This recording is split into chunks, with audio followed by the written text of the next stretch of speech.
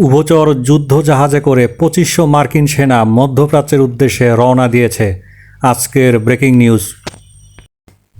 News হিসেবে সবাই এটিকে নিয়ে আলোচনা করলেও প্রিয় দর্শক, আমরা আজকে যে বিষয়টি নিয়ে আলোচনা করতে এসেছি তা হলো অ্যাম্ফিবিয়াস ওয়ারশিপ বলতে আসলে কী বোঝায়, আমেরিকার কাছে এটি কেন একটি অত্যন্ত মারাত্মক অস্ত্র হিসেবে বিবেচনা করা হয় এবং বিশ্বে আর কোন কোন দেশের হাতে এই মারণাস্ত্র রয়েছে। কিন্তু তার আগেও বলতে চাই, আমরা সবাই কায় মনোবাক্যে চাচ্ছি আমেরিকা যেন এ যাত্রায় সফল না হয়। কিন্তু তারপরও আমাদের জানতে হবে এই শিপটি আসলে কী ধরনের ক্ষমতা বহন করে, কতটা বিধ্বংসী এবং কতটা ক্ষতি সাধন করতে পারে। এই নৌযানটিকে বলা হয় অ্যাম্ফিবিয়ান অ্যাসল্ট শিপ AAS।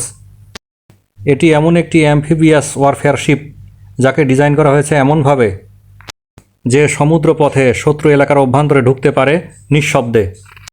দর্শক, আপনারা জানেন ইতোমধ্যেই আমেরিকার অত্যন্ত বিখ্যাত দুইটি এয়ারক্রাফট ক্যারিয়ার ইরানের হাতে মার খেয়েছে। যে এয়ারক্রাফট ক্যারিয়ারকে বিবেচনা করা হয় আমেরিকার ১ নম্বর গৌরব হিসেবে, সমরাস্ত্রের দিক থেকে তাদের সব থেকে কার্যকরী এবং ক্ষমতাশালী নৌযান হচ্ছে এই এয়ারক্রাফট ক্যারিয়ারগুলো। চোখে আঙুল দিয়ে ইরান তাদেরকে দেখিয়ে দিয়েছে যে এই অঞ্চলে আর তাদের একক আধিপত্য আগের মতো নেই। এ কারণেই তারা বাধ্য হয়ে তাদের স্ট্র্যাটেজি পরিবর্তন করতে নতুন এই নৌযানের আশ্রয় নিয়েছে।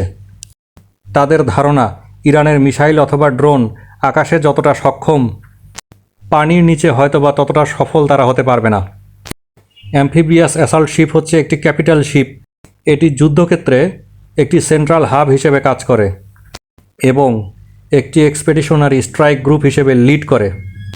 এদের মধ্যে হেলিকপ্টার ক্যারিয়ার থাকে এবং এরা ড্রোন ক্যারি করতে পারে। এছাড়াও এদের মধ্যে ইনফ্যান্ট্রি এবং কমব্যাট ভেহিকল থাকে যারা প্রয়োজন বোধে স্থলে প্রবেশ করতে পারে। যেহেতু আমেরিকা এইবার স্থলযুদ্ধের প্রস্তুতি নিয়ে এগিয়ে যাচ্ছে এবং মধ্যপ্রাচ্যে তাদের অসংখ্য মিত্র রয়েছে, অসংখ্য ঘাঁটি রয়েছে, তাই এই সুবিধা কাজে লাগানোর জন্যই এবার এই পদ্ধতি অবলম্বন করা। এটি একটি সেফ সি-বোর্ন বেজ হিসেবে কাজ করে এবং যুদ্ধের অন্যান্য কম্পোনেন্টগুলোকে একত্রিত রাখে। বর্তমানে সবথেকে বড় অ্যাম্ফিবিয়াস অ্যাসল্ট শিপটি ইউএসের দখলে। ইউএসের বাইরে যেসব দেশের হাতে এই মারণাস্ত্র রয়েছে, China, Britain, France, Italy, Spain, Australia, Brazil, south Korea, মিশর এবং এরদোগান দ্য গ্রেট অর্থাৎ তুরস্ক। সাধারণত ৩ ক্লাসের অ্যাম্ফিবিয়াস অ্যাসল্ট শিপ হয়ে থাকে: LPH landing platform helicopter, LHA landing helicopter assault এবং LHD ল্যান্ডিং হেলিকপ্টার ডক। তো তাহলে এই নেভাল ওয়ার মেশিনে করে আমেরিকা তার ২৫০০ সেনাকে আর্মস অ্যান্ড অ্যামিউনিশনস সহ পাঠাচ্ছে ইরানের সামনে, ইরানকে মোকাবেলার জন্য। তারা ভালোভাবেই জানে ইরানকে পেছন থেকে সাহায্য করছে ২ জায়ান্ট, রাশিয়া এবং চায়না। রাশিয়ার কিন্তু এই ধরনের ওয়ারশিপের উপর যথেষ্ট সুপ্রিমেসি আছে। তবে গালফে কিন্তু কিছুদিন আগেও ইরানের একটি নৌবাহিনী ব্যাপক ধ্বংসযজ্ঞের শিকার হয়েছিল আমেরিকার টর্পেডোর আঘাতে।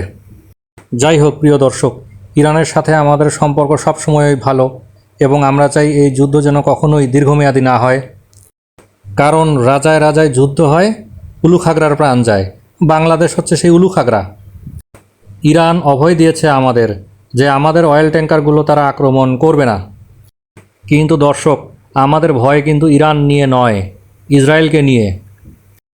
গালফ অঞ্চলে এখন সব থেকে আতঙ্কের নাম হচ্ছে ইসরায়েলের আত্মঘাতী আক্রমণ। তারা সৌদি আরব, বাহরাইনে অনেক স্যাবোটাজ অ্যাটাক করছে শুধুমাত্র ইরানকে দোষ দেওয়ার জন্য এবং ইরানকে কোণঠাসা করার জন্য।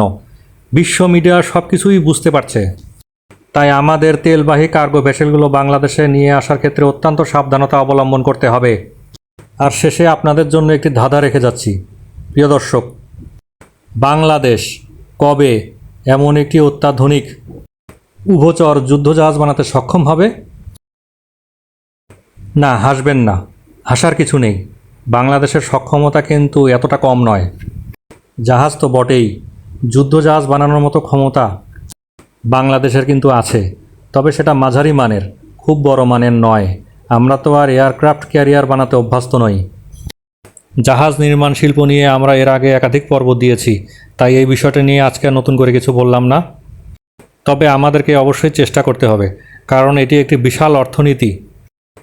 জাহাজ শিল্পে মেরিন ইঞ্জিনিয়ারিং নিয়ে কাজ করতে পারে এমন তীক্ষ্ণ এবং মেধাবী বুদ্ধিদীপ্ত প্রকৌশলী আমাদের দরকার। প্রকৌশল বিশ্ববিদ্যালয়ে যারা ভর্তি হতে চাও তাদের জন্য একটি বার্তা। প্রকৌশল বিশ্ববিদ্যালয়ে ভর্তির জন্য বেস্ট মেন্টরশিপ, গাইডেন্স এবং বেস্ট হাউস টিউটর পেতে ডেসক্রিপশন বক্সে দেখানো নাম্বারে যোগাযোগ করো। প্রকৌশলী আহসান।